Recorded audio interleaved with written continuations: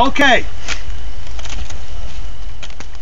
Now, those of you who have a chainsaw, if you think on your chainsaw, you may already know this, but on your saw you're going to have a line somewhere on the power head of the saw. It's going to look like this line here. It's going to be a darkened line, or maybe not darkened, but you're going to have a line that's basically,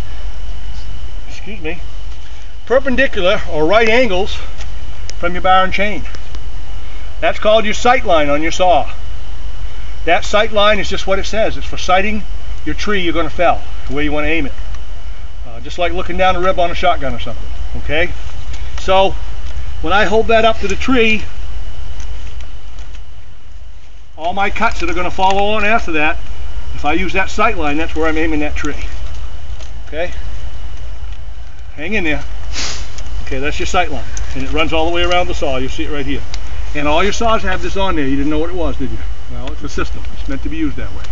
Okay, so there's my target over there. I said I'm going to have a little bit of a high notch, so I'm going to start up here somewhere. I'm going to look over that sight line, look right over the top of it.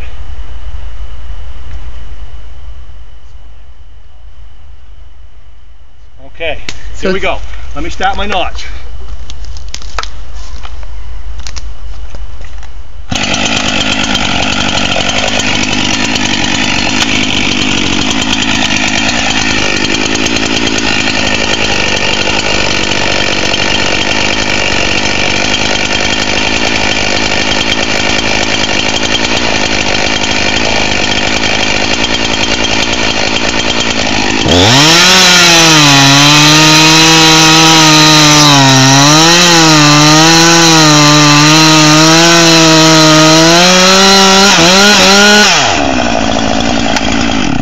Okay, I've got my notch half done. And what I've got now is, and I can sight it again. I'm not complaining, mind you, but I did set myself up with a pretty tough target, but it's all right. Worst thing that happens is I'll hang the tree up and then you guys can laugh at me, but anyway. So right now, my first half of my notch is done, my open face notch. And I've stopped where I think I've got about 9.5 inches of length in the front, at the bottom of it, I think. Pretty close. And if I hold that saw right there, I think my sighting's still good. Okay. So that's my down cut of my open face notch. Now let me do my up cut, finish it up.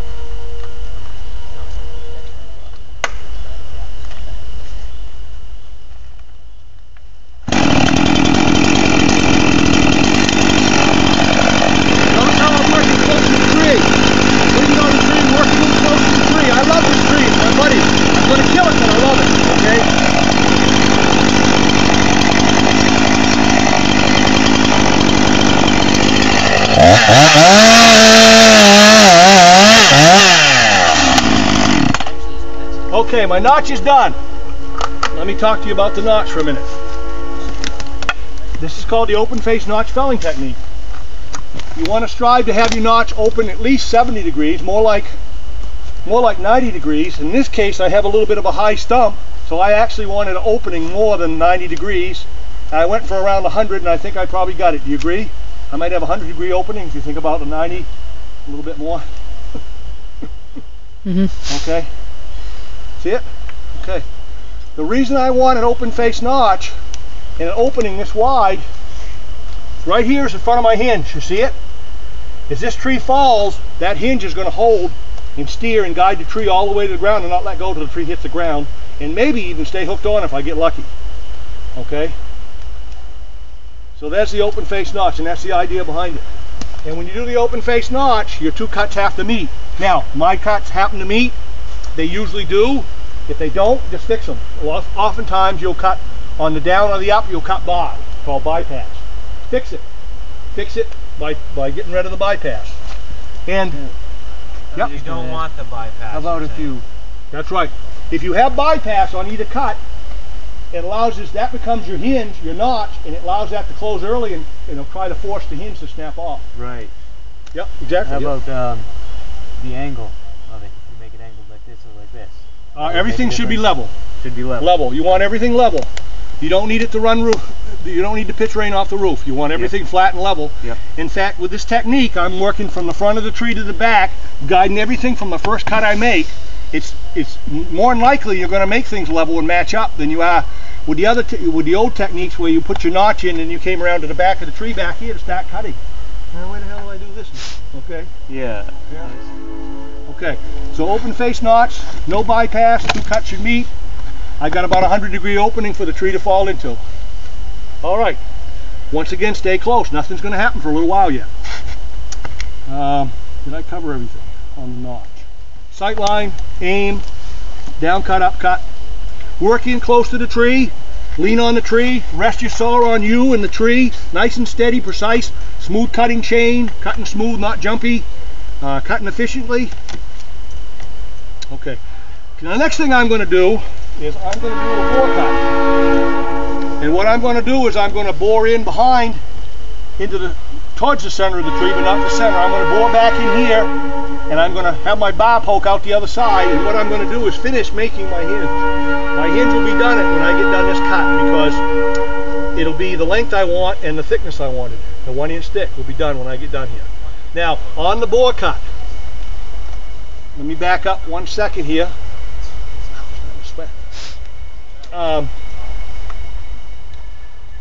There's at least, well, there's 4 reactive forces to your bar and chain, okay?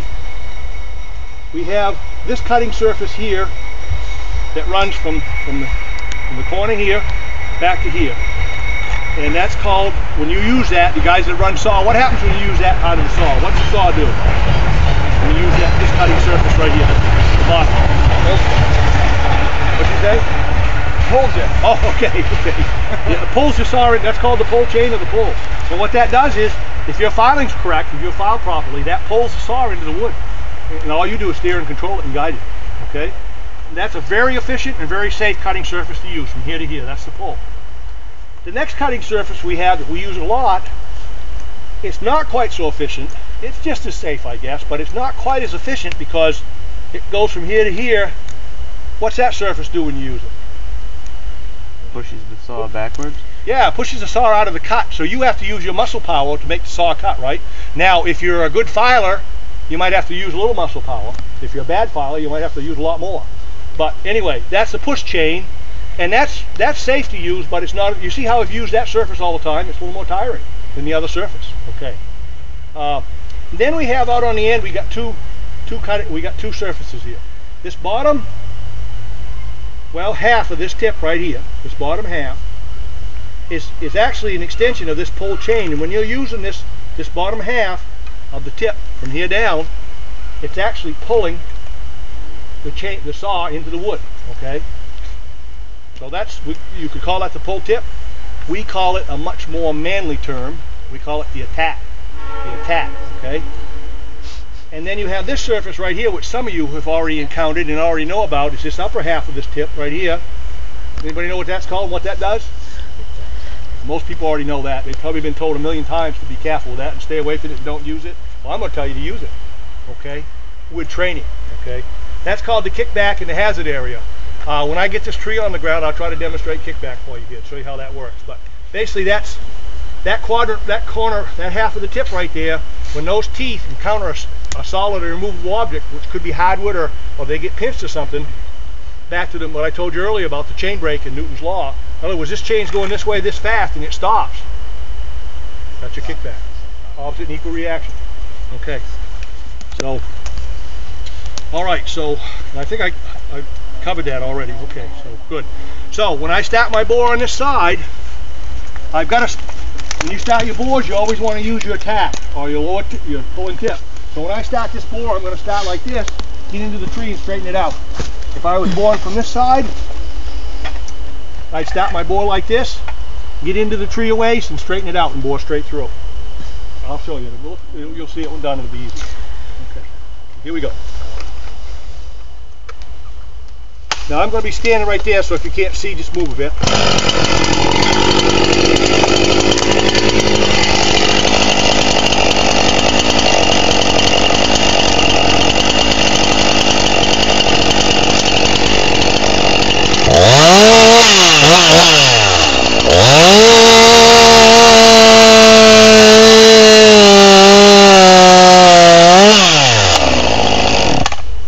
Okay, I've done my bore.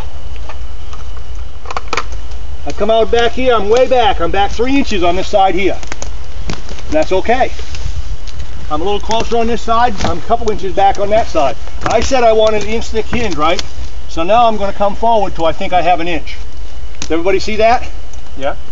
And when you're learning this technique, the boring, it's probably important to come back, maybe not in the center of the tree, but back towards the center, because you can always come forward and get your hinge right.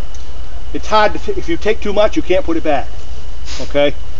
Takes a lot of experience sort of do, you know, what you're doing right there. Well, obviously experience helps. I pushed it in for, I wanted to pull it before I pushed it, see the difference, but I'll show it in a minute. But anyway, it makes a big difference, so look for that on the saw you purchase. It really helps out a lot. Leg clamp, ground stat.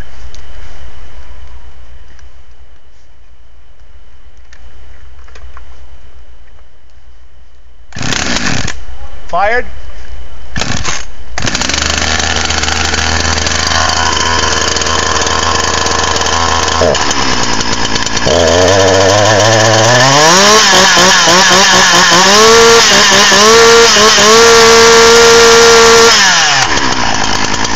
Okay, so there's the ground start method, which works really good. Okay, my switch is off, my chain brake's on. We'll do this right now. Go ahead and pull on that. Okay, see a lot of, pull hard, doesn't it? Okay, we already saw this, we cheated. But if I push that decompression button in, see the difference? Okay, so I wouldn't, it's great. I had got rid of my last saw that didn't have a decompression button. It was a 1994 254 Pro saw. Once in a while it yanked the starter rope right out of your hand. Youch! I'm glad I got rid of that. I sold it for $100. Happy. So anyway, okay. Now the next starting method I want to show you is the leg clamp start, which I use all the time. I'm sure John uses it over there. I should have introduced you to John Cullen. He's another instructor, and if you came tomorrow, he'd be out here killing trees. So I guess he's here to critique me. He's gonna let me know what I forget and what I don't do right. All right. The leg clamp start. Plant the saw firmly between your legs. Gentlemen, pay close attention. The saw is tilted. Okay? It's not straight up and down. The saw is tilted slightly. Whatever's comfortable, holding it between your legs. Nice straight pull on the starter rope. Works slick as can be. Nice big with the starting saw.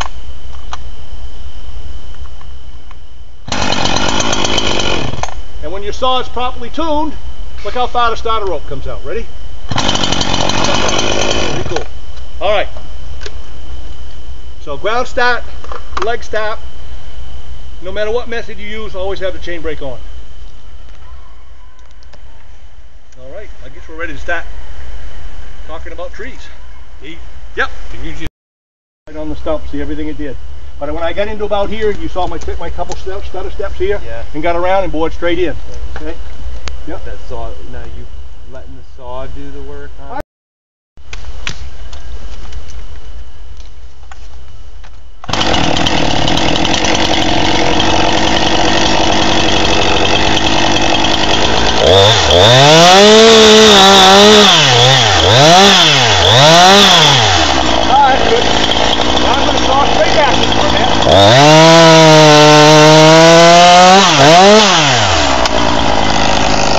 Okay.